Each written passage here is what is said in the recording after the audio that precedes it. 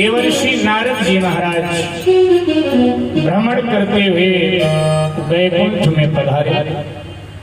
भगवती लक्ष्मी नारायण जी के पैर दबा रही थी। जैसे ही देखा कि नारद आ रहे हैं तो लक्ष्मी जी उठी, थोड़ा घूंघट किया और अंदर चली। नारद जी ने पूछा, भगवान माँ मेरे आते ही उठकर क्यों चली गई?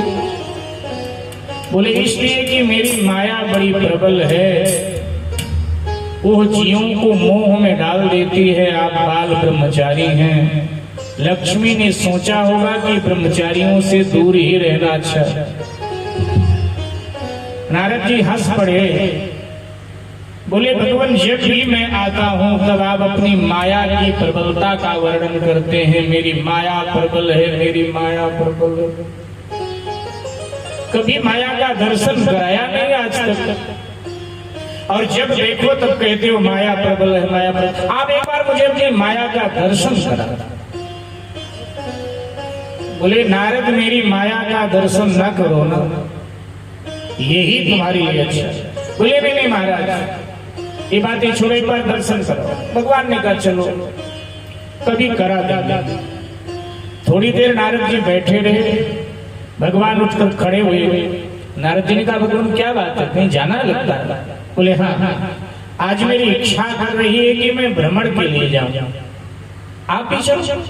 नारद जी ने कहा, भगवान आपके साथ है तो अच्छा रहेगा, चलो मैं भी चलता हूं। भगवान ने विमान मंगाया और विमान में भगवान और नारद जी महाराज आरूढ़ हुए।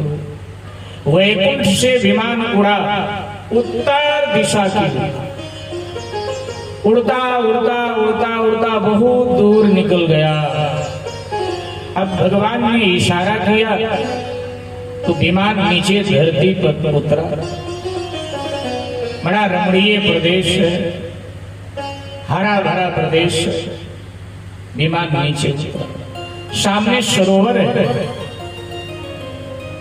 दिन ढल रहा है तो भगवान नारायण ने कहा, नारद जी संध्या का समय हो रहा है, सो स्नान करके संध्या वंदन कर ले हम लोग। नारद जी ने कहा, महाराज ये तो उचित रहेगा, ठीक। तो भगवान ने कहा कि मेरे वस्त्र आदि देखो, मैं स्नान कर लूं, फिर मैं जब आ जाऊंगा स्नान करके फिर तुम जाके स्नान कर। नारद जी ने कहा, ठीक है महाराज, जाओ स्नान कर। भगवान श्री नारायण सरोवर में प्रवेश करते हैं। सरोवर में स्नान किया और स्नान करके भगवान श्री नारायण बाहर आ गए। परिधान धारण करने लगे, वस्त्र धारण करने लगे। नारद जी को कहा कि देवर्षि आप भी जाइए, स्नान करता जाए। नारद जी ने भी अपने वस्त्र रखे वहां और एक वस्त्र पहनकर और वो प्रवेश कर गए सरोवर में स्नान करके। अब जैसे नारद जी ने सरोवर में जाकर के डुबकी लगाया, एक ही डुबकी लगाई थी, और जैसे एक डुबकी लगाकर नारद जी बाहर आए तो नारद जी नारद नहीं है तो नारद जी नारदी बन गए और भूल गए कि मैं ब्रह्मा का पुत्र देवर्षि नारद हूं। सब भूल गए पिछला, नारदी बन गए, सुंदर सी स्त्री। और सरोवर से बाहर निकली नारदी। अब नारदी बड़ी चिंतित है, इस भयानक वन में मैं अकेली हूं, कोई मुझे सहारा मिल जाता, कोई पुरुष मिल जाता तो मैं विवाह कर लेती उसके साथ। इतने में तालजंग नाम का एक राजा आया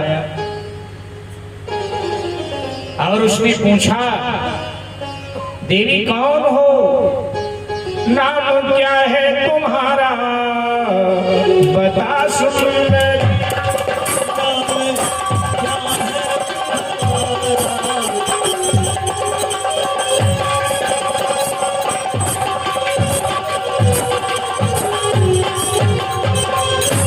नाम क्या है तुम्हारा, बता सुंदर।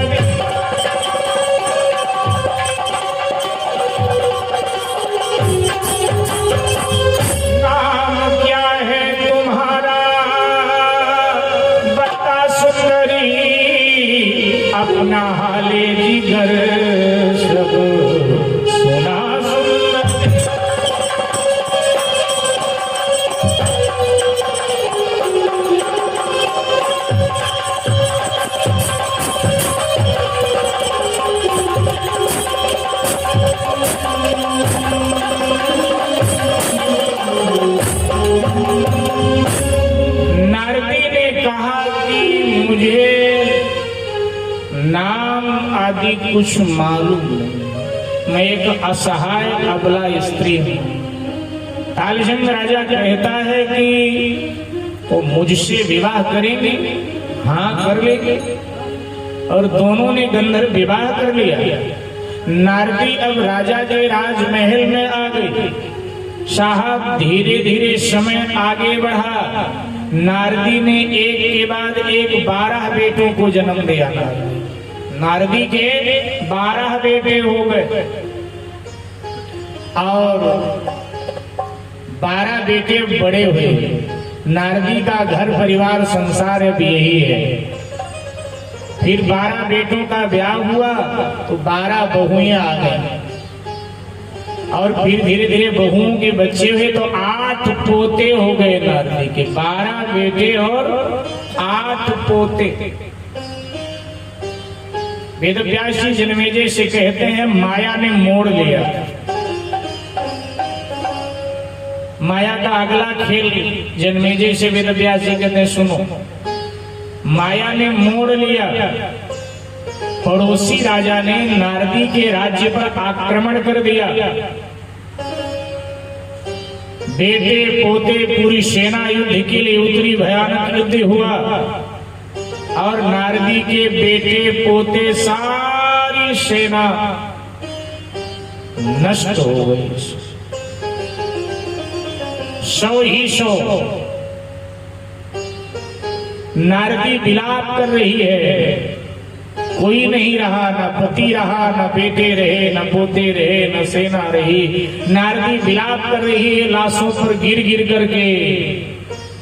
भगवान नारायण बड़े कौतुकी हैं, स्वयं बूढ़े ब्राह्मण बनकर आए और नारदी से बोले अरे मिट्टी के लिए क्या रो रही है? इनमें प्राण नहीं है। जिसके लिए रो रही है वो तो गया इसमें से, ये तो मिट्टी है। 4 दिन बाद इसमें से बदबू आएगी। लेकिन तुम कौन हो? तो ब्राह्मण के वेश में भगवान कहते हैं मैं तुम्हारा कुल पुरोहित हूँ। तुम्हारे पति मुझे जानते थे, तुम नहीं जानती हो। तुम्हारा कुल पुरोहित हूँ। इनका दाह संस्कार सबका करो। अब कोई बचा नहीं तो तुम ही करोगी। नारदी से सबका दाह संस्कार करवाया ब्राह्मण के वेश में भगवान ने। और अब भगवान ने कहा चलो तर्पण करा दो, जलांजलि दो, तिलांजलि दो। नारदी ने कहा चलो। अब उसी सरोवर पर लेकर ब्राह्मण के वेश में भगवान आए और नारदी से बोले कि थोड़ा स्नान करो, पहले स्नान के बाद तर्पण होता है, स्नान कर लो। नारदी सरोवर में प्रवेश करती है। जैसे डुबकी लगाया तो नारदी नारद बन करके बाहर और नारद बनकर बाहर निकले तो देखा भगवान अभी अपनी धोती पहन रहे हैं। नारद जी ने कहा भगवान अभी आप कपड़े भी नहीं पहने क्या?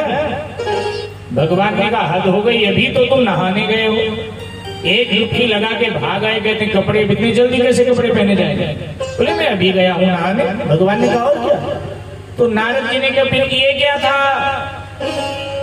मेरा नारद से नारदी होना, एक राजा से मेरा विवाह होना, मेरे 12 बेटे होने, 8 पोते होने, सब मर जाने, ये सब क्या था? तो भगवान ने नारद जी से कहा नारद तू कहता था ना कि माया दिखाओ माया दिखाओ, ये मैंने तुझे माया का सैंपल दिखाया है। अब बता मैं माया दिखाऊं तुझे? नारद ने कहा सरकार जब माया का सैंपल ने मेरा ये हाल कर दिया तो जब माया दिखाओगे तो न जाने क्या होगी। इसलिए सरकार अब मुझे अपनी माया मत दिखाओ। मैं कभी कहूंगा नहीं कि अपनी माया दिखाओ। सरकार आपके माया से पीछा कैसे छूटे? तो भगवान ने कहा माया से पीछा छुड़ाना है तो महामाया की शरण में जीव को जाना चाहिए। और महामाया जब कृपा करती है तो माया से पीछा छूट जाता है। इसलिए मेरे भाई बहन हमको आपको महामाया की शरण ग्रहण करनी चाहिए।